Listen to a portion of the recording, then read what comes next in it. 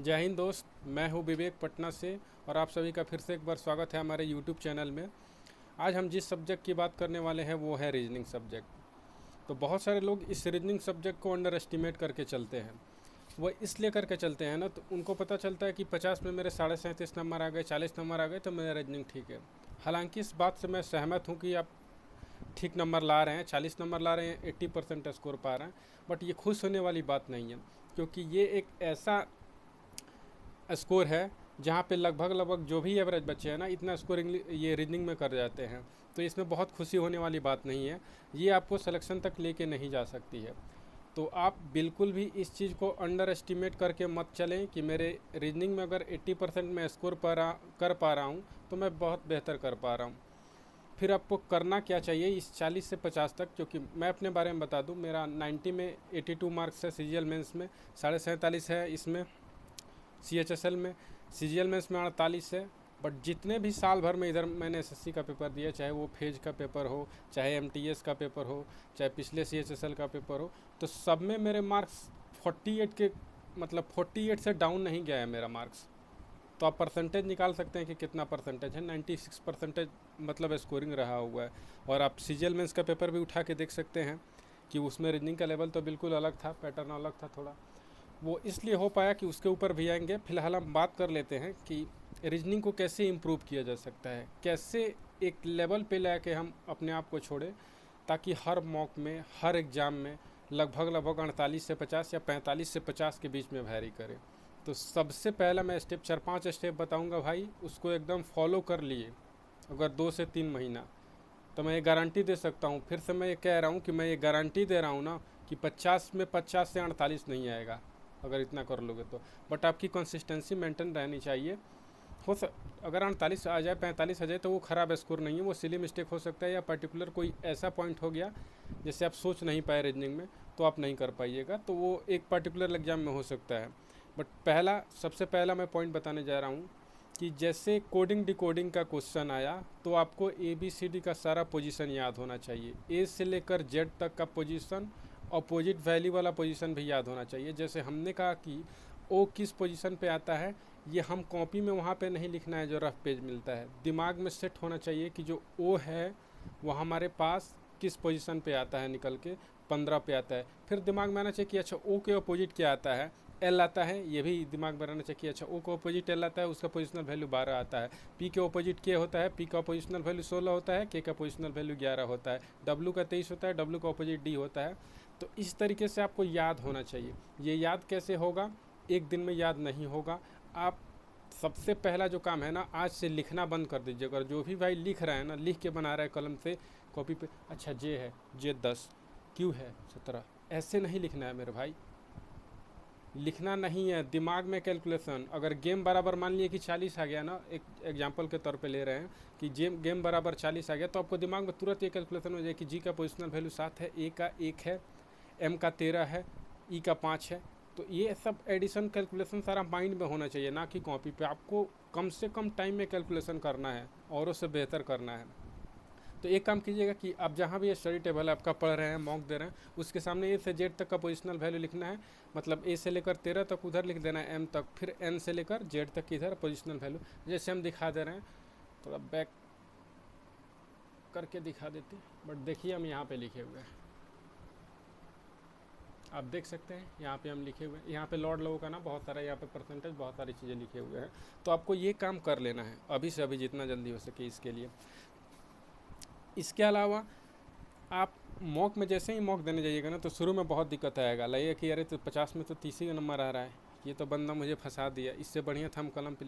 दिक्कत आएगी, शुरुआत के महीनों में दिक्कत आएगी, ये पूरी पूरी बात मैं कह सकता हूँ। बट अगर ऑफलाइन बना ले रहे हैं ना, जैसे हमने अभी एक बुक दिखाया कि हाँ 16 से लेकर 21 तक का मेरे पास रीजनिंग का बुक था, मैं वो काम किया, क्योंकि मेरा भी पहला जो पेपर था ना CHSL का, उसमें 28 नंबर आया। सब कुछ जानना है फिर भी 28 नंबर, बाकी समय सब में 45-50 के आसपास नंबर है, इधर 28 नंबर आ गया, पेपर आसान होते हुए भी। पहले ओवर कॉन्फिडेंस था, यार रीजनिंग में क्या पूछता है, रीजनिंग तो बन ही जाएगा। फिर मैं ये बुक खरीद के लाया, एक दिन में 5 सेट बनाता था। कोशिश यही रहती थी कि ABCD का पोजीशन दिमाग में कैलकुलेशन करना, चाहे 2 मिनट लगे चाहे 3 मिनट, विदाउट टाइमिंग दे के। तो 2 राउंड इस बुक का मैंने मार लिया है। उसके बाद से जैसे ही मॉक देता था ना, दिमाग में, क्योंकि वहाँ पे आपको हर वो चीज़ सोचना है ना जो एसएससी सोच सकता है। अच्छा मल्टीप्लाई तो नहीं हुआ है, अच्छा ये तो नहीं हुआ है, अपोजिट लेटर तो ऐड करके नहीं हुआ है, तो ये जो कलम कॉपी पर कीजिएगा ना बहुत टाइम लग जाएगा। क्रॉस चेक करना रहता है, लाइन से चेक करना रहता है, कभी 5 बढ़ रहा है, कभी 5 घट रहा है, वॉवेल बढ़ रहा है, कॉन्सोनेंट घट रहा है। तो ये सब चीज़ तभी फास्ट हो पाएगा जब आपको पोजिशनल वैल्यू याद रहेंगे सारे ABCD के। पहला बात तो ये हो गया कोडिंग डिकोडिंग, क्योंकि सबसे ज़्यादा क्वेश्चन इससे आता है। दूसरा, आपका मैथमेटिकल कैलकुलेशन जितना ज़्यादा होगा उतना, जैसे होता है ना कि किस डिजिट और किस साइन को चेंज कर दें कि ये हो जाए। मैं टॉपिक वाइज अब बात करने लगा हूँ कि जिस टॉपिक को आपको मजबूत करना है, जिसमें ज़्यादा टाइम लगता है, तो क्या करना है उसके लिए आपको मैथमेटिकल कैलकुलेशन जितना फास्ट होगा उतना जल्दी आप कर पाइएगा। तो उसके लिए आपको एक ही चीज़ करना है कि एक तो जिसका कैलकुलेशन फास्ट है ना वो लग जाता है, चेंज करेंगे तो डिवीजन में ये होगा, वो तुरंत देख के भाई क्लिक हो जाता है। हम 99% क्वेश्चन में कलम नहीं उठाते हैं अभी, मतलब वो तुक्का लेके ही मारते हैं, क्योंकि तुक्का में पता है कि कौन सा चेंज करेंगे ना तो वो डिवीजन मल्टीप्लिकेशन 2 वाला फैक्टर बता देगा। वो कब प्रैक्टिस है, खुद के प्रैक्टिस है, कोई टीचर नहीं बता पाएगा। जैसे ही 100-200 मॉक दीजिएगा सेक्शनल वाइज, तो समझिए कि एकदम बारूद बन जाइएगा उस टॉपिक में भी। हाँ, टॉपिक वाइज जैसे आपका ब्लड रिलेशन कमज़ोर है, जाइए यूट्यूब पे 1 घंटे 1.5 घंटे का वीडियो देखिए, उसको आप बेसिक तौर पे समझिए। उसमें भी वो इक्वेशन वाला क्वेश्चन आ जाता है, उसको भी समझिए। डाइस आपका कमज़ोर है, जल्दी क्लिक नहीं कर पा रहे हैं, तो डाइस का वीडियो शॉर्टकट वाला देख लीजिए। कैलेंडर देखिए, ऐसा नहीं है कि अल्टरनेट ईयर पे आता है, कभी कभार आता है तो छोड़ देंगे। अरे 10 मिनट का टॉपिक है, अगर आ गया आप ही के शिफ्ट में तो क्या कीजिएगा, तब तो आप 2.5 नंबर 2 नंबर से पीछे रह जाइएगा उतने आसान टॉपिक में। तो हर वो टॉपिक कवर करना है। डायरेक्शन डिस्टेंस है, जितना ही प्रैक्टिस उतना ही फास्ट क्वेश्चन बनेगा।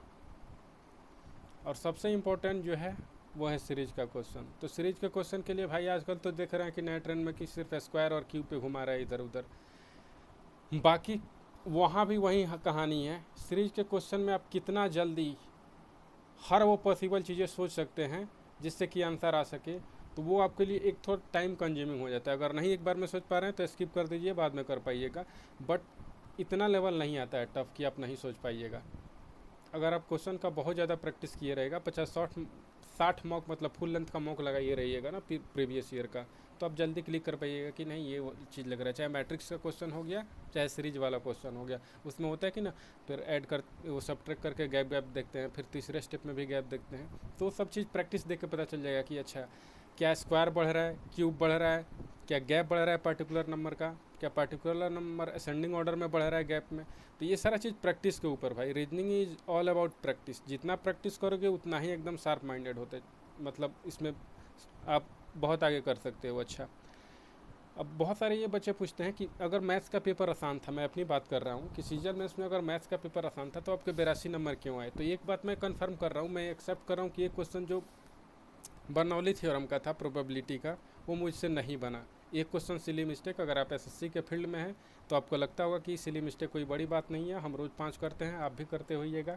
और इससे थोड़ा सा बचना तभी पॉसिबल है जब बहुत अपने आप पर काम करें। हम बचे हुए थे, मात्र एक ही क्वेश्चन ये सिली मिस्टेक मेरा हुआ था उतने क्वेश्चन में, तो 20 से 21 मिनट में मैंने मैथ्स का पेपर कवर कर लिया था। क्योंकि मुझे पता था, पहले पता चल चुका था कि एजम्पशंस वाले क्वेश्चन आ रहे हैं, ये कंडीशनल क्वेश्चन आ रहे हैं कि इस कंडीशन को पूरा कर पा रहे हैं, इसमें टाइम लगेगा। तो वो मैं चाहता था कि टाइम निकाल के और इस पार्टिकुलर क्वेश्चन में दूँ। और वहीं हाल हुआ कि अगर वो टाइम अगर नहीं निकालते ना तो रीजनिंग का पेपर भी मेरा गंदा चला जाता। रीजनिंग ठीक ठाक था, ऐसा नहीं था कि रीजनिंग कहीं से भी उसको आसान कह सकते हैं। तो मेरे पास लगभग 35 से 38 मिनट में, मतलब ऐसा लग रहा था कि बहुत टाइम है, आराम से करते गए पेपर बनता गया। हालांकि 30 क्वेश्चन था तो 35 से 36 मिनट में आराम से हो गया। लास्ट के 3-4 मिनट बच भी गए थे मेरे फर्स्ट सेक्शन में। तो ये काम करिएगा तभी ये पॉसिबल हो पाएगा, क्योंकि रीजनिंग में आपको टाइम बचाना है। प्री के लिए मैं पर्टिकुलरली बात कर रहा हूँ कि रीजनिंग में इधर टाइम आपको बचाना है। जितना कम बचाइएगा ना उतना दूसरे सेक्शन के लिए फ़ायदा होगा, चाहे प्री हो या मेंस हो। मान लीजिए कि अगर इसी सब टॉपिक में, जैसे लल्लू टाइप का टॉपिक मानते हैं, जैसे हिडन फिगर हो गया, ब्लड रिलेशन हो गया, इस सब टॉपिक में अगर आपको ज़्यादा टाइम लग रहा है, सीरीज हो गया, तो कंक्लूजन वाले में और टाइम लग जाएगा। उसके लिए तो हमको इधर से टाइम काट के बचाना है। हर क्वेश्चन के लिए 2 से कम 2 मिनट निकाल के बचाइए। अब निकल जाएगा, टाइम निकल जाएगा जब प्रैक्टिस रहेगा तो इतना चीज़ आपको करना ही है। रही बात सीजीएल मेंस के लिए, बहुत सारे बच्चे पूछ रहे हैं कि कहाँ से प्रैक्टिस करें नए पैटर्न का क्वेश्चन। तो भाई मैं ये एडवाइस दूंगा कि एनटीपीसी का जो पेपर हुआ था रेलवे का, इधर 3-4 सालों में जो भी पेपर हुआ है, तो मैं देखा हूँ जाके मॉक में हम अपने टाइम पे मॉक नहीं दिए थे, हमें तो आइडिया ही नहीं था कि किसी को आइडिया ही नहीं था कि पेपर में आएगा क्या। कोई कुछ बोल रहा था, कोई प्रीवियस ईयर बोल रहा था, बट मैं टिका रहा, टेक्स्ट बुक पे टिका रहा कि चलो मुझे मतलब डिफ़िकल्ट से डिफ़िकल्ट लेवल पर तैयार करके जाना है कि वहाँ पे अगर पेपर ऐसा आ जाता है ना तो हड़बड़ाहट ना अंदर से, अरे क्या आ गया। तो उस लेवल तक मैंने अपने आप को तैयार कर रखा था। तो आप एनटीपीसी का पेपर प्रीवियस ईयर का रीजनिंग लगाइए, उसमें इस तरीके के बहुत सारे क्वेश्चन आपको मिलेंगे। और वो प्रीवियस ईयर क्वेश्चन है तो कुछ भी उटपटांग बनेगा नहीं। एग्जामिनर कुछ सोच के ही पेपर बनाता है तो आपको उटपटांग नहीं लगे। कोचिंग वाले कुछ भी उटपटांग बनाते रहेंगे, उसमें आपका कॉन्फिडेंस भी लो होगा, वो अपना लॉजिक लगाते हैं। तो प्रीवियस ईयर पर थोड़ा सा ज़्यादा रिलाई होइए, नए क्वेश्चन भी बनाइए, बट अब पैटर्न चल गया है पता, तो आप उसको देखते रहिए। बाकी अगर पार्टिकुलर कोई टॉपिक छूट रहा हो कि हाँ इस पार्टिकुलर टॉपिक में दिक्कत आ रही है, ये आ रही है, तो मैंने अपना मोबाइल नंबर वीडियो में डाल रखा है, आप वहाँ से मुझे व्हाट्सअप कर सकते हैं और जो भी चीज़ें रिलेटेड है वो पूछ सकते हैं किसी पार्टिकुलर सब्जेक्ट के बारे में। तो चलिए आज के लिए इतना ही। पढ़ते रहिए मन लगा के। कोई भी टीचर, कोई भी यूट्यूबर या हम तो यूट्यूबर नहीं है, पहले सबसे पहले ये बता दें कि मेरा कोई मकसद ये नहीं कि यूट्यूब का चैनल ग्रो करा ले। मेरा ये मकसद है कि आप कम से कम टाइम में कितना जल्दी अपने आप को इस एग्ज़ाम के लिए बेहतर बना पा रहे हैं, जितना जल्दी हो सके। तो आप दिन भर यूट्यूब की वीडियो मत देखा कीजिए, आदत मत लगे कि इसका भी वीडियो देख ले रहे हैं, उसका वीडियो देख ले रहे हैं, ये कर ले रहे हैं। भाई सिलेक्शन लेना है, फाइनली हमारा टारगेट ये होना चाहिए कि सिलेक्शन लेना है। और सिलेक्शन लेने के लिए ये यूट्यूब पे बहुत ज़्यादा टाइम स्पेंड नहीं करना है। आपको दिक्कत है तो किसी पर्टिकुलर चैप्टर में तो जाके उस टॉपिक को ढूंढिए यूट्यूब पे, उसको पढ़िए, टीचर से, अच्छे अच्छे टीचर से पढ़ लीजिए, वो बेहतर है। बट स्ट्रेटेजी देखना, उसका देख लेना, दिन भर कभी टॉपर का देख रहे हैं, अरे जो चीज़ें उस पर अप्लाई हुई, ज़रूरी थोड़ा ही है कि आप पे अप्लाई हो जाएगी। हो सकता था वो 1 घंटे में चीज़ें सीख ले हो और वो बोलता हो कि हमने 1 घंटे में सीख लिया, आप सोच रहे हैं कि मुझसे 1 घंटे में क्यों नहीं रहा, आपको तो 2 घंटा भी लग सकता है। तो इस चीज़ को मतलब अपने आप में कंपेयर मत कीजिए। आपकी कहानी उससे अलग हो सकती है, आप आधा घंटे में भी कर सकते हैं और वो स्ट्रेटेजी फॉलो नहीं होती है, बट ये डायरेक्शन बताया जा सकता है कि आप ये कीजिएगा तो आपके लिए फ़ायदेमंद होगा। तो बाकी आपको कोई दिक्कत है तो पूछ सकते हैं। चलिए फ़िलहाल आज के लिए इतना ही। जय हिंद, पढ़ते रहिए।